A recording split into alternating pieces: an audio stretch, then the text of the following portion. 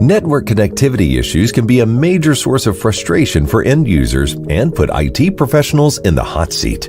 That's why it's important to troubleshoot connectivity issues and identify problem domains on copper Ethernet links quickly.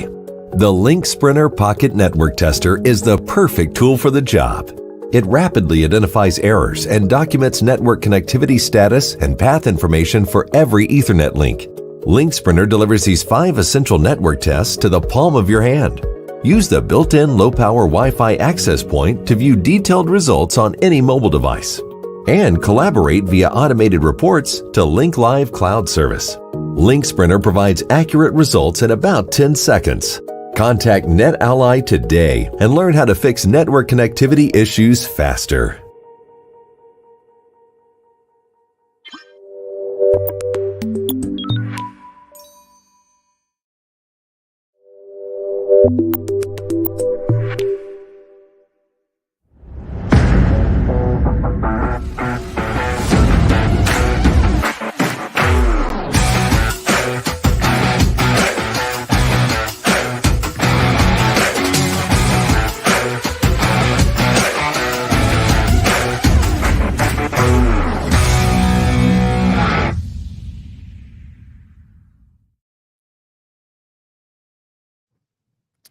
Hello, friends. Uncle Marv here with another episode of the IT Business Podcast. And yes, I am back at the home office. Some of you probably saw me on the social media in Orlando at IT Nation. I drove back today, not just because of you guys, but I had to do some work and had to see the wife and all that stuff. But I am here and the show must go on. I would give you just a brief recap of that. Excuse me. Tonight's guests are going to be the Millers, and not the ones that you saw from the movie running drugs into Mexico, but the Millers from Tennessee near Johnson City. And we're going to chat about what makes a successful MSP. And let's see here. If you saw the opening clips on the video, you will have noticed a little change. We have added a new sponsor to the mix. TrueGrid is now a podcast partner, so they joined the ranks of NetAlly and Super Ops. And of course, you can see them on the website over at itbusinesspodcast.com. Click on the sponsor page, or you can do /TrueGrid. And right now it just goes to the home page, and we'll see if we can get anything more specific to get you guys a discount or something. I haven't asked, so I don't know. We shall see. And let's see here. Of course, Super Ops is sponsoring our mug for this evening. I have my typical pineapple juice. I have been speaking 3 days nonstop, so I need a little bit of stuff for the throat. So thank you to Super Ops for that. IT Nation, let me tell you, folks, it is the event you think it is. This one was IT Nation Secure. They have IT Nation Connect coming up in November. This one was all about security. And the big announcement, if you read my blog or any of the news out there, they came out with their ConnectWise Secure 360 and basically trying to come at security from all the different angles. They had several announcements about Sidekick, and that is their integration along with ASIO, where everything is going to be tied together. And we're not just talking integrations and APIs. We're talking about if you're using the RMM, if you're using the security suite, if you're using backup, I don't know what other tools they have, but every tool that they have, if you need assistance, there's going to be a little Sidekick AI that will come up and assist, provide you access to knowledge base articles, probably previous technician notes if they came across a similar problem, all those sorts of stuff. So that is a big announcement from ConnectWise. If you are in the family, you know a lot more about it. If you are not in the family, go to connectwise.com, check out all the stuff there. I've got several interviews with some of this CEO brass, a lot of the C-level execs there. I think I got 5 ConnectWise folks. And of course, we got some other folks. We got Thread, who was last year's Pitch It winner for IT Nation. They are also sponsoring the Vendor Pitch It podcast that I will be doing. Same thing as last year. I'll be interviewing all of the participants in the contest. Thread is the sponsor for those episodes. And they also are sponsoring the travel banner that I've got. So you'll see some of the logos there when you see those videos, because some are going to be video, some are going to be audio. I had a crappy day with the video on the first day, but I got it working on day 2 and 3. So I will apologize to those that came in on the first day. The audio is great, just no video, but we'll figure it out and it'll be better. And then next week, I'll be at PAX 8 Beyond in Denver, and the Millers will be there too. We'll have a fun time out there. So I think that's all the big news. If not, we'll mention it later. But right now, let's go ahead and bring up the Millers. There they are, Jason and Rachel. How are you guys? What's going on? Oh, not much. You heard what's going on with me. What's going on with you? Busy. Yes, Busy? very busy. Got a kid at camp. Got a kid trying out for high school baseball. Got a kid also doing travel baseball. So, yeah. Okay, that has nothing to do with work. No, but that's what I have to do outside of work. All right. So let's rush and leave work and go do family Yes. stuff. But yeah, Yeah. work's definitely busy too. So we've been dealing with all the crazy update breaking issues we've had, and Autodesk decided to also break stuff, and our techs are about to kill somebody. So Everybody wants to break stuff now. My Enable got broke 2 weeks ago. So how bad was the Autotask breakage? not Autodesk. Autodesk. Yeah, like the CAD products. So Oh, Autodesk is those yahoos. Yeah, so they have an issue with their updater that was breaking, like locking computers every 15 minutes. I had one engineering firm that I thought was going to kill us, but we were able to solve his issues. One of my guys worked all weekend long to figure out a fix for it. Ended up bopping, reloading a couple of computers, fixed a few. We finally, I think we got to the bottom of the issue finally with that, but it's Autodesk updater being stupid. So Now, are they working off of the Autodesk cloud, or are they just signing in to log in and working on stuff local? Because I know that there is a significant difference. yeah, I mean it is cloud, but cloud equals you still download apps, like it's got like a wrapper or whatever on it. But yeah, it's still got installed packages of several gigs, but it's not the full on like you used to download AutoCAD. They're using Revit 360 or Revit. Revit 360, yeah. 360, yeah. And then also using several other CAD products, about 6 different products from Autodesk. So yeah, All right, well, that sounds like fun. definitely not. So, so before we get into being a successful MSP, let's talk. I don't know that we've had a nice little discussion about all your new buildings and stuff. So Oh yeah. I know you've given bits and pieces of updates, but you're fully in there now. And has it been a year that you guys have been in the new building? Yeah. Yes, so we moved in middle of March of last year, so just over a year we've been in there, but we spent 6 months renovating it. Pretty much took it all the way down to the studs because it was built in the 1970s. So the 1970s, and so it needed a lot of work. It had parquet flooring, it had wallpaper. Ooh, It parquet. had, yes, it was beautiful. It had red carpet. It had purple carpet. It also had asbestos flooring in it. So we spent more money renovating it than we purchased the building for.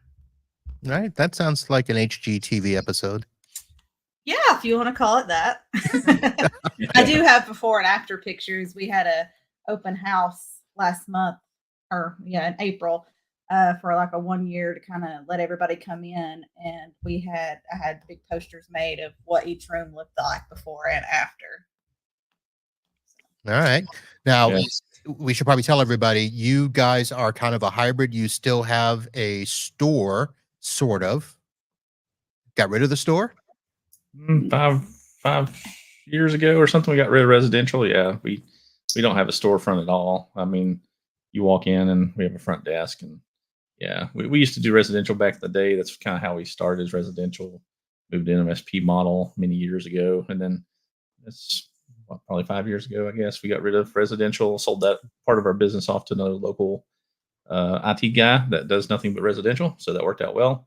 And we Okay. still have people to this day. I think we had one today that walked in with a personal computer and we're like, "Oh, sorry, if you don't have a business, call this guy. So we Right. turn them away. We don't want to do residential work at all. So our Okay. last shop, we still had like an area that looked like a showroom, like a shop area. We just didn't spend money converting it. But when we moved into this building, there's no products in the lobby. All right. I do remember the other location Yeah. looked like a store. So Yeah. all right. So but did you have customers come to the open house, hang out, just show them around, give them the tour? We did. We had the chamber come because it was formerly the Johnson City Chamber of Commerce building. So the chamber come and they kind of held the ribbon, so it made it look like they were handing over the reins from us to them, and they wanted to see what it looked like. So we had like an MC come out there, and we had people come and take pictures, and we had customers stop by, and then just anybody in the community, it was kind of could come by. So it was a big event. So All right. Jason, what were your duties during the open house? MC did all the talking. He goes, "Hey, say something." So I said a little something, and then we cut the ribbon. It's kind of nice to actually have an MC there. He's Bud with Bud's trivia, so he does a lot of trivia. He flies back and forth to California doing trivia too. But it's kind of cool. He's a really great announcer, so it really worked out well to have somebody there. Spoke way better than I would have. I'm pretty good at speaking, but he did a really good job. So Yeah. So it kind of took a little burden off me. I just kind of showed up, cut a ribbon. I was like, hey, there we go. we had food catered in. We had cookies with our logo on it. That was kind of cool. I couldn't unfortunately stay because it was 8th grade baseball night, so I literally cut the ribbon and ran. So Yeah. And we had quite a few people hang out, kind of network a little bit, and tour the place, tour the facility, check it out. So. All right. So your guys are going to have to. Let me ask this: you guys have a coach for your guy that's doing the baseball? Are you paying for that private session stuff? No, not really. We've taken him to a few camps, like catchers camps, and right. Traveled a ways to do that. And any chance he'll get a scholarship for college? I don't know. We'll see. I guess. I mean, he's a really good catcher. I mean, he's my kid, so I have to say that. So he's a really good catcher. He was the primary catcher for the 8th grade baseball team at school here, and he's primary catcher on his travel ball team. So he does really good at it. So. All right. So beyond the success, your 2 years as the channel champion, and make that 3 this year. What are you talking about? Don't get ahead of your skis now. Slow down. Yeah. Slow down. No, I've got this. I got it. I'm begging for the vote. I mean, asking for the votes now. I've been doing my community championship stuff, helping everybody out. So. All right. So I know that people, a lot of people ask you guys for help and talk about, the intricacies, the logistics of stuff, but I want to dig deep into the philosophy of what makes you guys successful. That's probably one of the things I spent, I don't know, probably an hour, maybe 45 minutes with somebody a couple of weeks ago asking about my success and how I made it, 27 years doing this boutique thing in an industry where, they want to chew us up and spit us out. Now, you guys obviously are not in my situation, but I want to kind of get into the heart of, going beyond those first days, when you just wanted to fix computers and be all that. But what was it that you think was the turning point when you said, you know what, we're going to crank this thing up and we're going to have, however many people you have now, 15, 18, whatever, and do all this stuff. Do you remember a turning point where you said, I'm going to make this happen? Which turning point? So it's the problem. So there was many. I would say the first one was when you lost your job. You had to figure out a way to make money. Yeah. And it was just a way in the beginning for him to make money. But I would say probably the most pivotal thing. Sorry. The most pivotal thing was probably when we got rid of residential. That changed our complete business model. 1 second. Sorry, my son come home and slammed the door on the house, and so then the dogs are freaking out. I got you there. So, yeah, I apologize. Try not to have those interruptions. But whenever of residential, that made a huge turning point because residential was good for us to get our name in the community, and we got more customers that way because there's more residential people and things like that. But they also seem to take up a lot more time and not pay as much money, whereas we were able to turn our current staff into being able to bring in more revenue by being just business only. And so I think that was a big pivotal change for us. And it was hard because we had so many customers, and we were one of the main places in the Johnson City area for people to come for computer repair. And so we had like a residential maintenance plan. So we even had residential people on contract. So we had to slowly let go of some of that reoccurring revenue just to solely focus on business. Right. And we had 3 employees dedicated just to residential. And I think part of the turning point was our systems, like having residential and business in the same systems. It slowed us down and held us back. As soon as we got rid of that residential, we skyrocketed. And we let go of a large chunk of revenue when we said, hey, we're not going to do residential anymore. We were fixing 200 plus computers a month through our residential office. And when we let go of that as a big chunk, it's like, okay, now I've got 3 people that was dedicated to residential. Now we got to pay for them on the business side. So right. It's like, you are now a help desk guy and you are too. So, it's like one of those things. You kind of change roles and super knowledgeable people. So it wasn't like they were jumping into something they didn't know. So. Right. Now with your residential, I remember when I got started, and I, of course, did a little bit of residential, and there was a lot of having to keep inventory, keep spare parts, keep stuff around.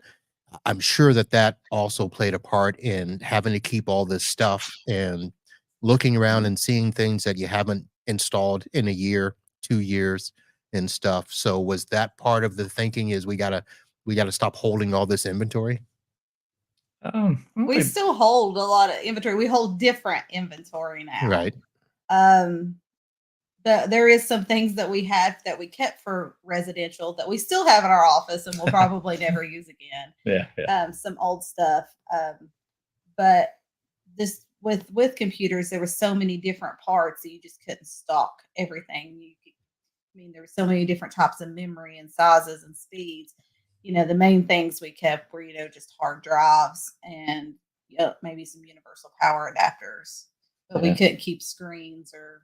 Yeah, there's special order parts all the time, but we had shelves and shelves full of inventory, video cards, pieces, parts, network cards, cables, But when the guy bought our residential business, when we sold it to him, we also sold him a bunch of inventory too that we had stocked up there at a pretty decent deal. So we sold him, we had the old laptop graveyard of all kinds of broken laptops. I probably sold him 200 laptops that were sitting on a shelf with parts we would drop, stuff like that. We just got rid of all that stuff. So freed up a lot of room, let me tell you. So now you said screen repairs. Were you guys really doing screen repairs? And was it just laptops, or were you also doing tablets and mobile devices? We didn't really do tablets. We worked on iPads for a few minutes. That was very short-lived. Decided that's not what we want to do. We worked on phones for a very short minute. Decided that's not what we want to do. So we stuck to laptops, desktops, things like that. But yeah, we'd take a laptop all the way down, replace bezels, screens, the back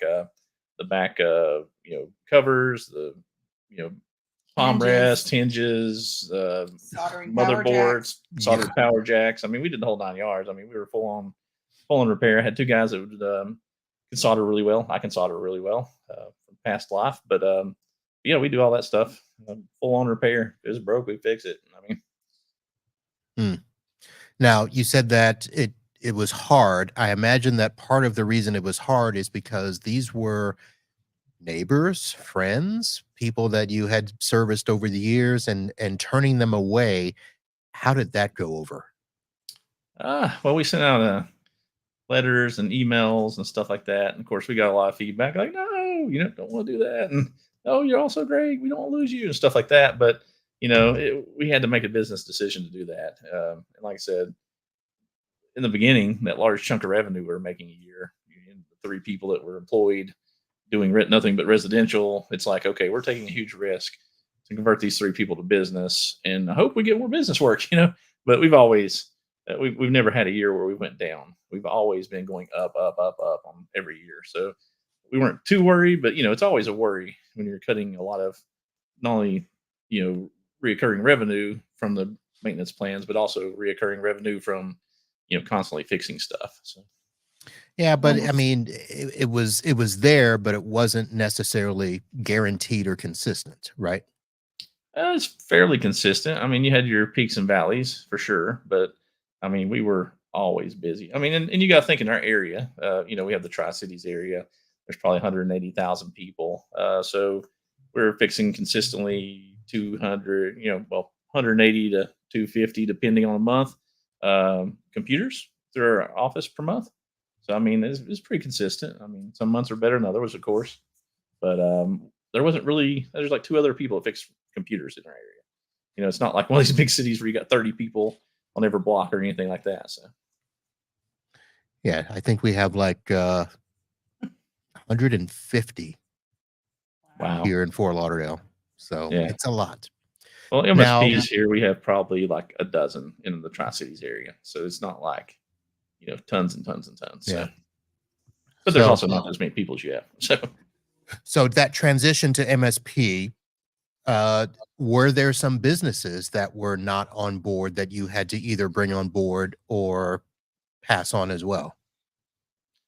Um, We had a few businesses that were on our residential maintenance plan, which was very low price. What was it like? Was it $15 or $20 a month? yeah, it's basically AV and And AV and patching. Yes. $20 a month. So, so those people, we either they were more like home businesses or just like a single person, like a real estate agent or some type of commission people. And so we just kind of said, you either kind of have to go to our different business model, because we were getting rid of the residential maintenance plan, or you can try and go to the gentleman we sold our business to and keep more of the residential side.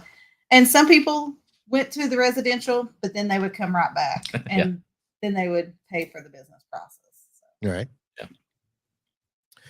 Now, let me ask a question, I guess, financially, because I know that we've had you guys at TechCon talk about the back office stuff and talk about it again, logistically, how you do stuff. But in terms of philosophically, do you guys subscribe to any of the systems like a profit first plan or, any of the analytics, the KPIs and stuff of running your business in this way to make sure you hit certain margins, make sure you're looking at EBITDA, all that stuff? I think Rachel has the profit first plan. So she doesn't follow profit first, but she follows the Rachel's profit first plan. So that really helps our business out. If it wasn't for Rachel, I mean, the money in the business, the way things flow, making sure the bills are paid, all that good stuff. I mean, she was an accountant. She's worked at many other businesses and CPAs and stuff like that. And first, and then, as we grew, we brought her on to be our full-time accountant. So having all that background and knowledge has helped us a lot, but she's always been good with money. So I think we don't follow a profit first type thing. I mean, what do you call it? So It's the way they do it. They said open several bank accounts. I do mine fictitiously in QuickBooks, so I have multiple accounts that things are broken down to. I just don't have the physical bank accounts to do that. And then like I withhold the money for taxes, for projects, for any large bill items. So, like our phone bills, that's 40 grand a month, or our PAX 8 bill is 20 grand a month.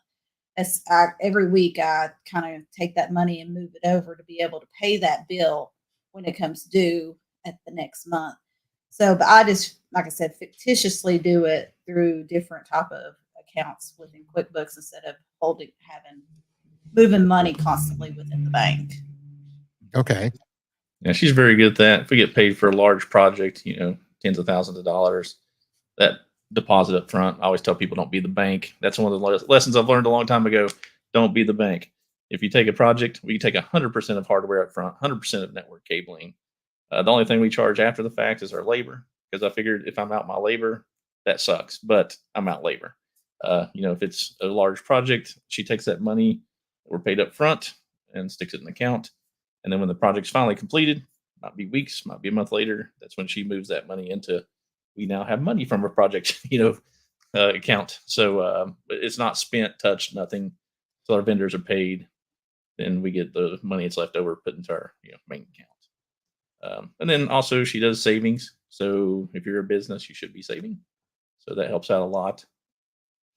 What else? And then as far as KPIs, you mentioned KPIs and tracking and this and that. We do, I guess not like a full on like you would normally think KPIs. So we do have things up, like we have a dashboard up in our help desk of all of our technicians. We've got 19 people total. So we've got all of our technicians on there. So in our help desk, we have a kind of gamified a little bit. They have a board of all the hours, ticket hours billed for the week, the month, all that good stuff. Try and keep up with what kind of hours they're doing. We do keep tabs on like the number of phone calls people made, hold times, all that good stuff on our dashboards. We're not full on like, we have a family atmosphere. So, I mean, I'm talking to every employee every day. I come in morning, I spend probably, 30, 45 minutes of my morning talking to all of our guys, checking in on things, seeing what's going on. I'm not some boss that goes sits in the tower and, looks down on everybody. It's like, I want to make sure we got a hold on the business, make sure everybody's doing their job, have a good relationship with everybody there. I give them the shirt off my back if they want it. You know what I'm saying? If they need it, we've helped people out in the past with different things, when needs arise.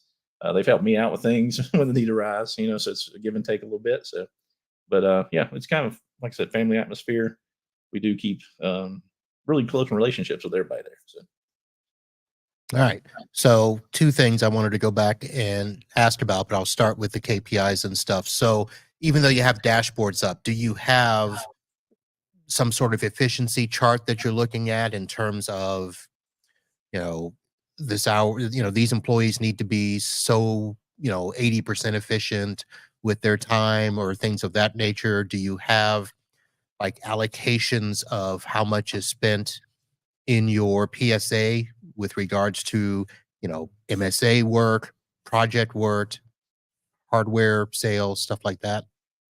We do have that kind of broken down a little bit. Now, as far as the employee side, go to the employee side first.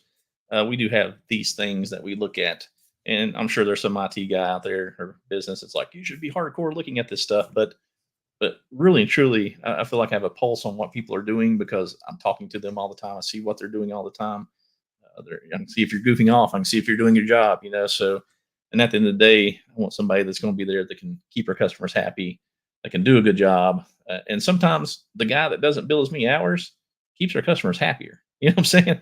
So it's like he may not put all this time in. He may spend 2 hours with this customer, but we retain people. We have a really good retention rate. So it's one of those give and takes in my mind. I mean, yeah, you can KPI this to death. You can crack the whip on somebody. You need to bill 10 more hours this week, whatever you want to do. But like I said, that's not how we run our business. I do want to pulse on it. I want to see what's happening, but that's not determining your raise. That's not determining if you're having a job or not. You know what I'm saying? So I guess that. All right. And then Rachel, you talked about the fact that you do the fictitious accounts, and it's like it's more of an envelope system, where you just make sure you've got money allocated for these things. Mhm. Makes it a little hard though at the reconciliation time. You still got to count those numbers and make sure they match the bank statement, right? Yeah, and they do. Oh, if it's a penny off, she yeah. spent hours before to make sure something's right. Yeah. So I mean, I even reconcile the accounts at the end of the month because ultimately, whatever's.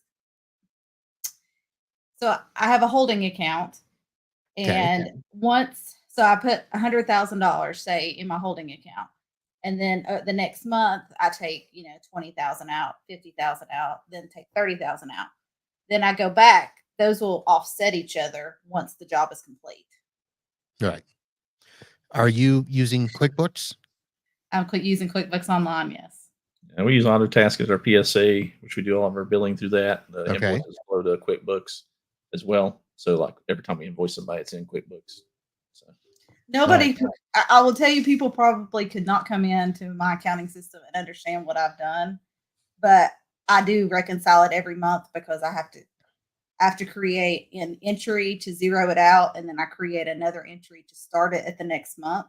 And So your general ledger is a mess, is what you're saying. no, it's great. It's I perfect. mean, it's not a mess, but it just somebody coming in is going to look at it and be like, "Why in the world is all this here?"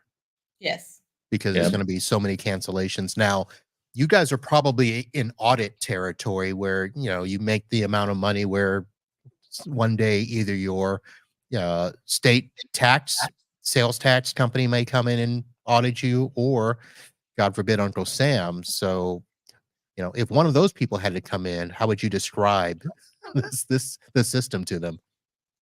I mean, it'd be just like having another bank account.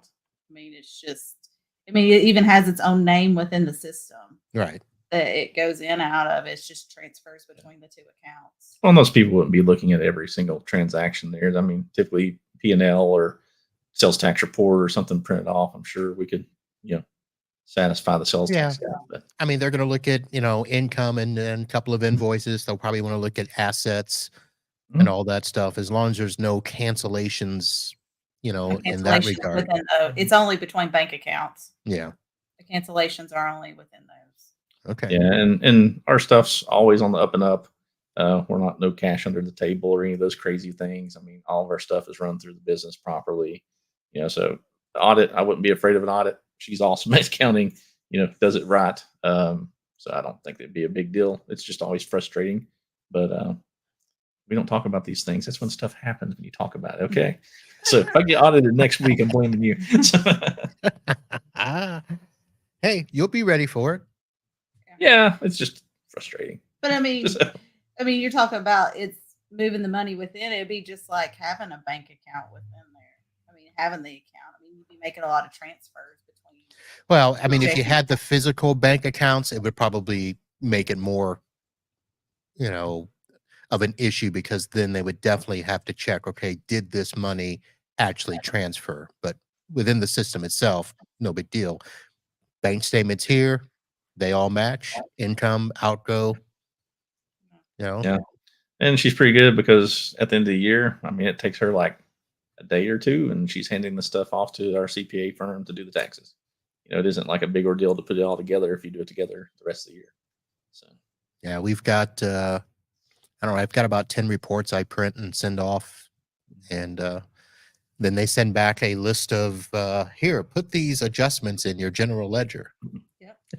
And that, and of course, our biggest issue is state tax down here, because we got 67 counties that all decide they want to charge different rates because they have surcharges. So you guys probably don't have that up there. we don't have state tax. We have sales tax, but we don't have a state income tax.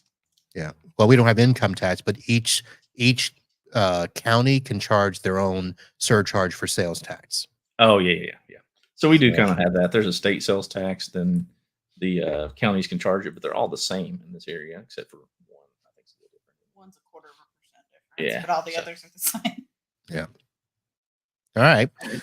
So let's take a quick break and let you guys take a rest here. And let me say thank you again to our sponsors. I mentioned that the IT Business Podcast is powered by NetAlly.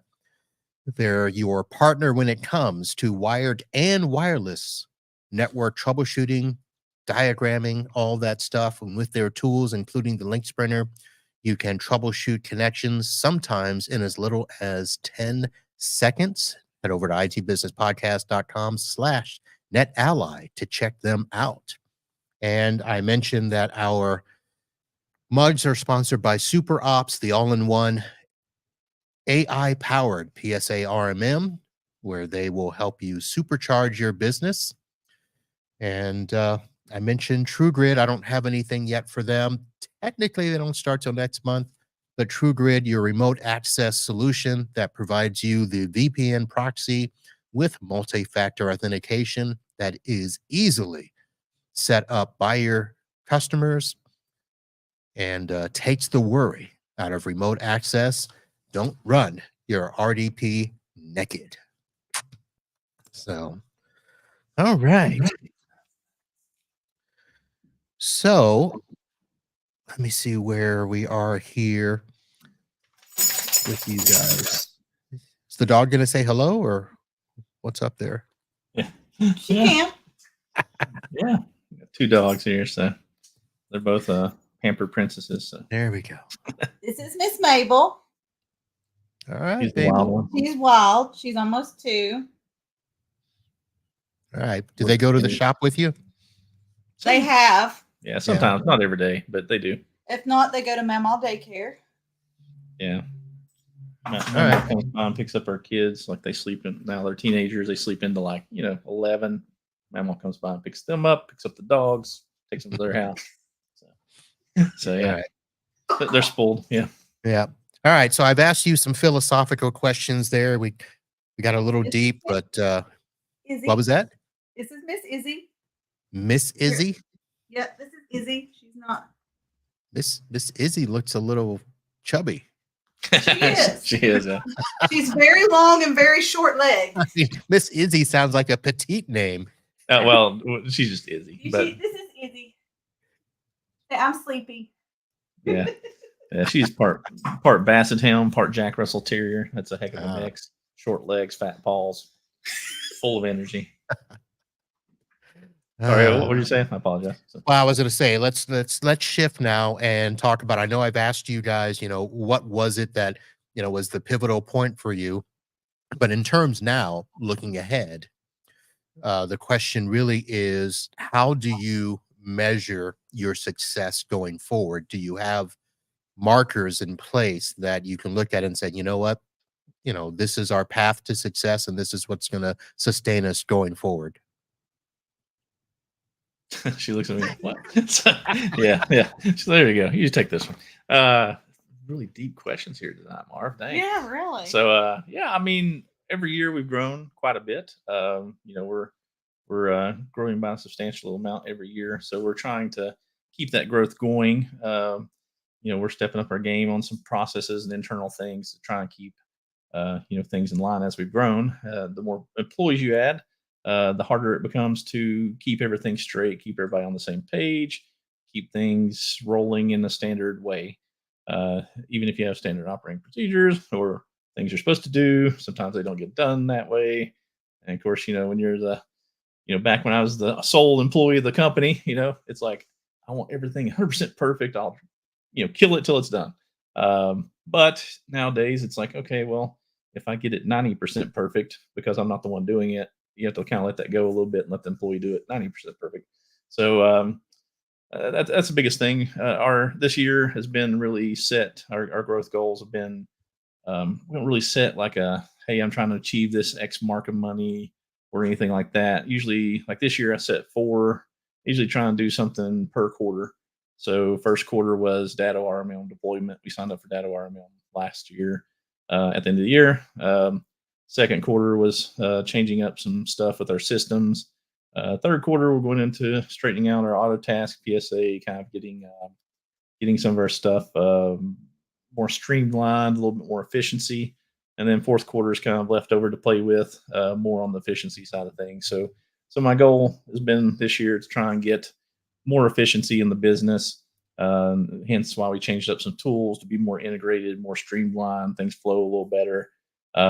Especially when you have more and more people, that efficiency of all the systems working together makes a huge difference. Used to, we had, separate RMM, PSA, all this stuff, and it's always just a battle. And so switching that up, it's really helped a lot in keeping the tools, and stuff like billing, like Rachel's doing the billing. Now we have fully integrated billing, whereas the agents wouldn't count themselves before. We're going to PAX8 Beyond, PAX8, built into our ARM or to our PSA, counts all of our stuff, keeps it flowing. But so those efficiencies are what we're really working on. But I guess to get back to the original question, now that I went down 3 rabbit holes. Yeah, I mean, we don't have a hard set goals of like we're trying to achieve this amount of money or anything like that. We're just blessed in what we're doing. Really thankful for where we're going, and we do try and steer the ship to head in a direction, but we don't have that hard set goal. I guess we probably should. I don't know, but our goal in life's never been. It's not all about money. I guess is why we don't do that. It's not always about money. We're not trying to make every dollar we can. We want to live a decent life, do things, have fun, and I don't care if I'm a quadzillionaire or nothing like that. It's like just want to go to work, have a great time, help our customers, help our employees, and then just kind of live life. Do you play fancy like over the sound system once a day? No, no. Now, I would say we're probably pretty unconventional as we don't set goals and we don't watch KPIs. I think we kind of more because sometimes there's more invested in things than just looking at numbers and being number crunching. There's variances that aren't taken in those type of numbers. So I feel like you just can't be hard set on some of those things. I think where we both are in the business, we can kind of feel how the business is going, both on the technical side and the financial side, if it's going well or it's not. And if we feel that it's not moving in the right direction, we'll try and, stop and figure out what we need to do to get it moving back in the growth direction. Yeah, and we have not on paper goals, but we have mental goals, I guess you'd say. I guess I'm not a paper guy. I hate paper. So asking my employees if they hand me a piece of paper, I'm like, send me a Teams message. If it's not digital, I don't take it. So either way, I don't have paper goals. But we have goals set in our minds and things like, we want to take on 1 to 2 new managed clients a month, things like that. We want to add X amount of computers to the managed computers to the total amount by the end of the year, stuff like that. But it's not hardcore set stuff. It's not on paper. A lot of it's mental. I don't know. So you guys, again, I think you guys fall into the camp where people will look at you, and I'm going to say vendors and other MSPs that are going to look at you because they look at me. I mean, I'll share some honesty here. They look at me and say, well, you're not running your business right. You're just doing a little lifestyle thing. And I'm like, whatever. I don't care. But you guys would fall into that, slow softball pitch down the middle of the plate for all these companies that want to look in and say, hey, why don't you guys join our peer groups? Or why don't you guys join our, leadership council? Or why don't you do this and all of that stuff? How do you battle that? Because there's a lot of pressure right now in this industry to, follow these models.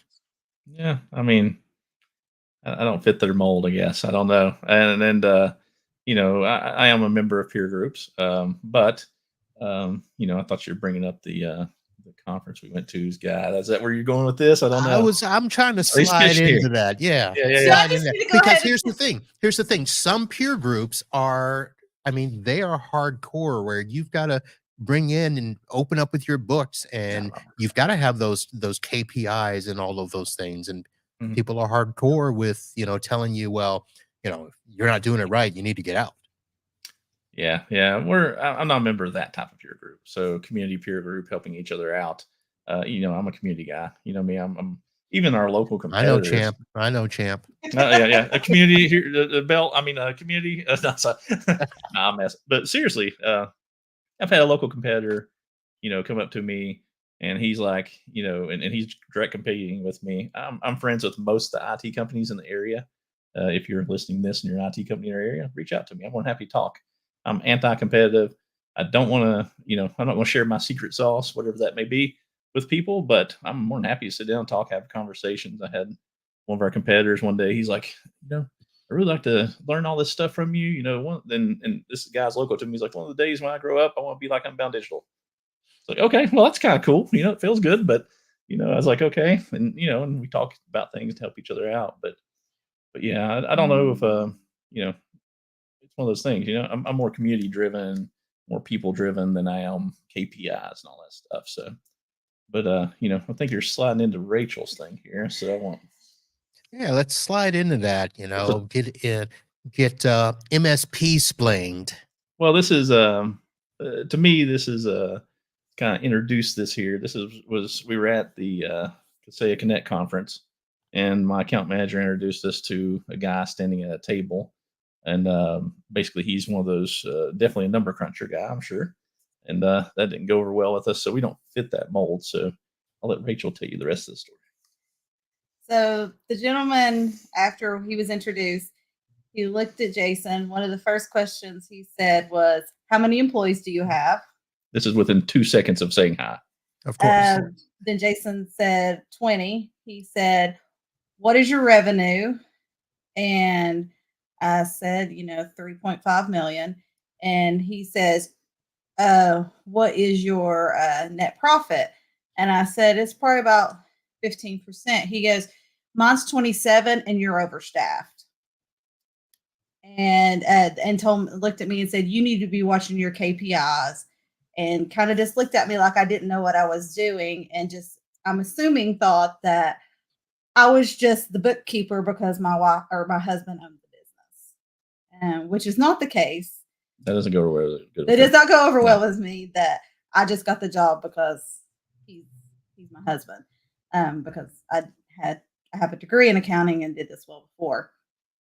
But my thought was, you didn't ask me if I was happy, if we were making enough money to survive, if we enjoyed what we did. There's more things than just, knowing your numbers and things like that.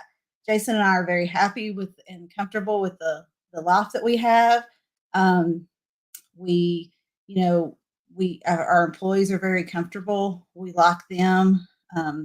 They've been very loyal to us. So just because, we're overstaffed is really none of your business, in my opinion.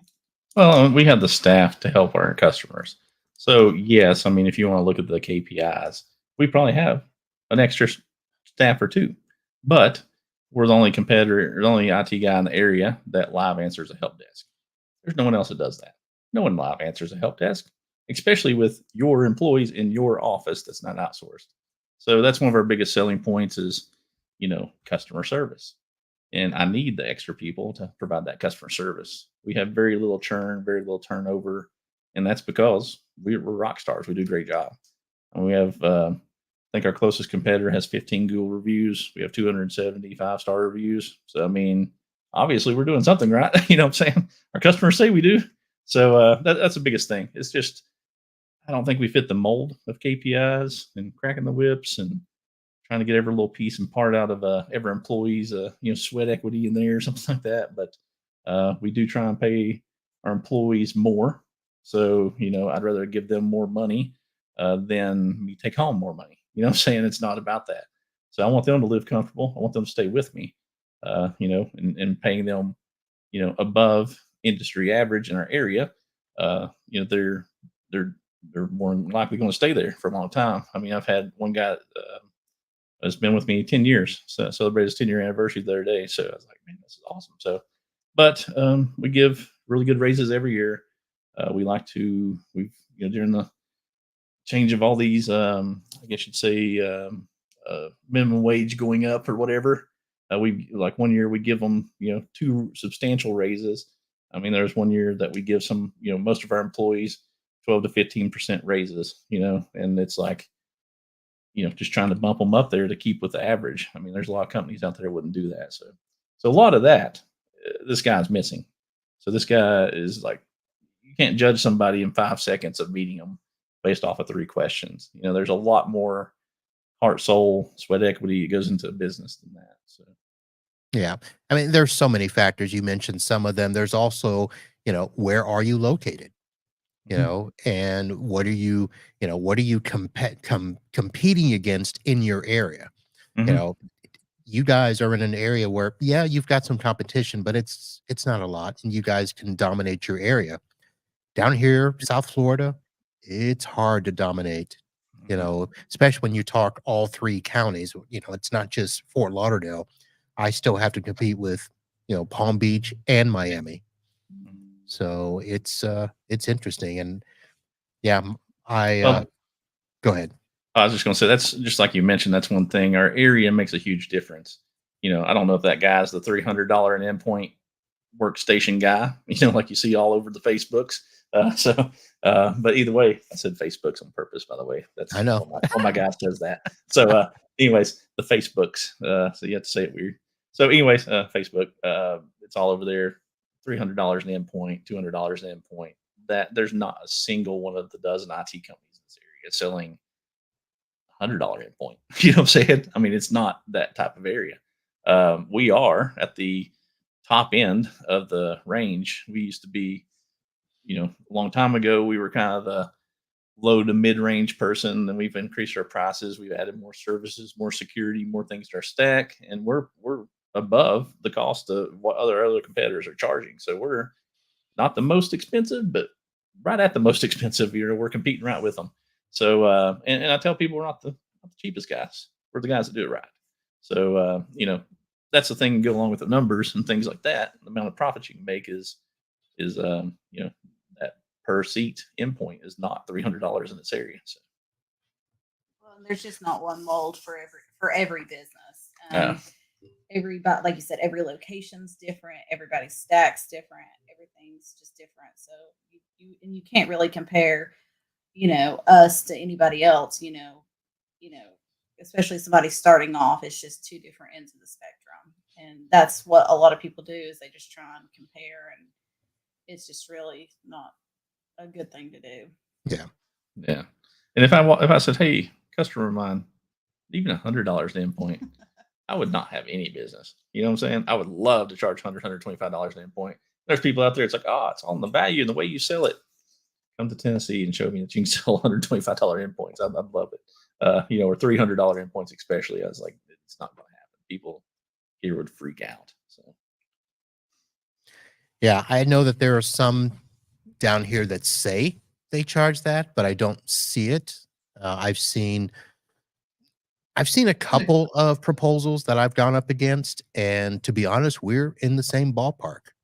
And even if they list a very high price, they're discounting to try to beat me to get the business. Right. Yeah, we don't discount. I think that shows. Less value if you discount. We'll discount for not for profit or something like that. But one of our other competitors in the area, they do charge the $125 an endpoint, but then they discount 50% of it or 70% of it or whatever it is. You know what I'm saying? That's ridiculous. Just Yeah. Don't even do that. Just the price is the price. Just show what it is. Yeah. I mean, we don't even do contracts. Okay. I mean, if you want to say we don't fit the mold, no contracts. Yeah. Month to month, 60-day out. I mean, hey, and you know what? We've had customers 20 years. If you do a good job, you don't need a contract. The competitors we have that had contracts, we've taken over probably 60, 70 of their clients because of the contract and them not doing a good job. As soon as that contract's up, they're with us. And they're like, the first thing is, do you do contracts? No. Where do I sign? Let's do this. You know what I'm saying? It's like they've already been burned. They don't want that contract. So, yeah. I mean, like obviously Office 365 annual commit, yeah, we sign something. But IT services, no. Phones, no. So. All right. Well, these are the discussions you too can have if you decide to come on this show, and we are going to spend the rest of this year digging into successful MSPs and finding out what makes them all tick. These are the type of discussions you can have at TechCon Unplugged, where we will be at. I don't know if we'll have time to do it next week at PAX 8, but these are the types of discussions you can have in the hallways. And if anybody were to ever ask me 3 questions and tell me I'm doing it wrong, I may have to slap them or something. I don't know. I was mad. I was hot. She was fuming all night long, man. She was ready to kill this guy. Jason knew it. He's like, it's okay. I was like, this dude knows that. But yeah, let those people, puff and be whatever they are. Those are the ones that also are sitting in those meetings later on complaining and griping, because they're struggling with something. And listen, I haven't struggled in quite a while, and I hope not to. Life is good, like you guys say. It's a matter of, are you happy? And listen, I fired my largest customer, scared the bejesus out of us, as to whether or not we were going to make it. And I'm still here. Yeah. Yeah. We've had our share of firing customers this year too. We're getting rid of the annoying ones and the ones that are giving us a hard time, or we just got kind of rid of a dental office, 60 workstations, just because they wouldn't upgrade stuff or do anything. In the past 3 years, we've been helping them. That was ancient, not HIPAA Yeah. compliant. Nothing is going to bite us. So, Got to be willing got to to do let that. it. All right. Did you guys prepare for Florida Man? I did. Hold on, let me find Oh, yeah. it. Okay. Yeah, I just want to say something here, Marv. It's like Yeah. sitting here, and I was like, "What are we talking about tonight?" I don't even know. And Rachel's like, "He sent us something." No, you sent Rachel something. You didn't send me anything. I'm just saying. That's because Rachel's the one that signed you up. Her email was the only one on the invitation. That's true. And I figured you're not going to read it anyway. You're probably right. Okay. I looked at this yesterday. Yeah. So are you going first, or are we going first here? You're going first. Okay, we'll compete here. All right. What do you have? A Tennessee man attempts to enroll at high school to pursue relationship with minor. Really? Yeah. So he flew to Michigan and is in jail for allegedly trying to enroll as a student at the Mason County Central School District. The sheriff's office said the man told the staff he was 17 years old. How old was he? Yeah, that's the one. I don't know. It doesn't say how old he was. Oh, they usually put that type of stuff on there. I know. Wait a minute. He was trying to pursue a relationship with an underage girl he had interacted with online. He's actually 21, is what it says. Okay. Yeah, might be able to get away with it. So that's some serious chasing down there. Yeah, flew to another state to enroll. What? Who wants to go back to high school and do work? Yeah, exactly. So this is not a Florida woman, but that sounds like a similar story. This lady, Alyssa Winter, basically she's 23, but she was posing as a minor to have sex with boys aged 12 to 15. Oh, wow. Holy fudge.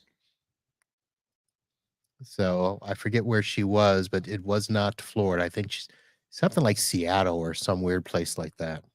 Oh, wow. But here is your Florida man story, and it's actually the first one in my listing for today. And it reads, naked man crashed car into Florida jail, said he wanted to kill everyone. Okay. It's going to take more than one car. The incident happened late Monday night at the lobby of the Martin County Jail when 40-year-old Joseph Leedy drove his car through the entrance. And there is a video. I'll have a link to that, but it shows the car crashing into the lobby. And he was naked from the waist down and threatened to kill officers. Because you drive a car naked through walls? I mean, I don't get this. So he was naked from the waist down, but from the waist up, he was wearing a woman's blouse. Then he proceeded to pour motor oil on the floor, saying that he wanted to set it on fire. Motor oil is a little bit harder to set on fire than like gas. You know what I'm saying? So that's your Florida man story. I will have 2 links, one to the story and one to the video. And I'll try to find this story on this Elisa Zinger. Her name, is it Zinger?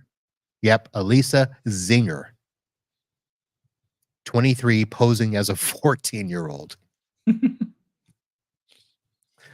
respond Unbelievable. to you with mine. Okay. So you can have it too. All right. So next time, Jason, I will make sure we send you a copy of the questions so that you can at least be prepared for one of them. He have looked at him until 2 minutes before we got on anyway. Man, I know flying, that. I know I was that. flying in the dark here, Marv. I mean, you just keeping me blind here. I mean, I had no clue what I was talking about tonight.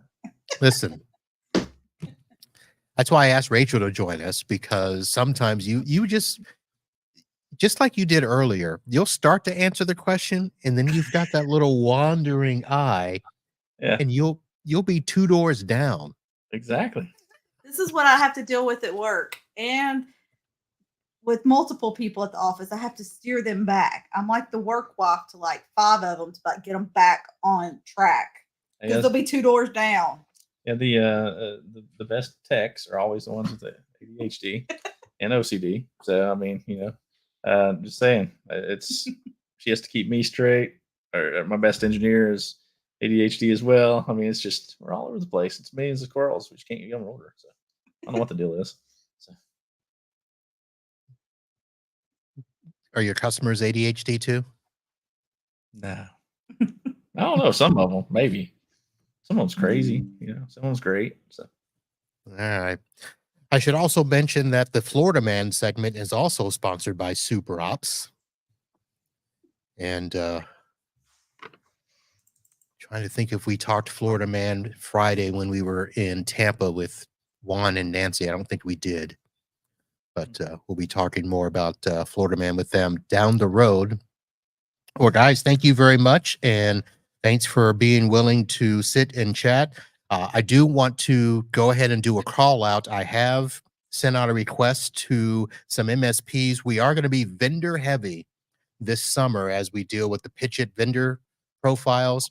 And of course, going to the conferences. I have a lot of content that I'll need to be posting that will be vendors. But I do want to balance that with other IT business owners, MSPs throughout the summer. And then we want to end up with a summer tech series.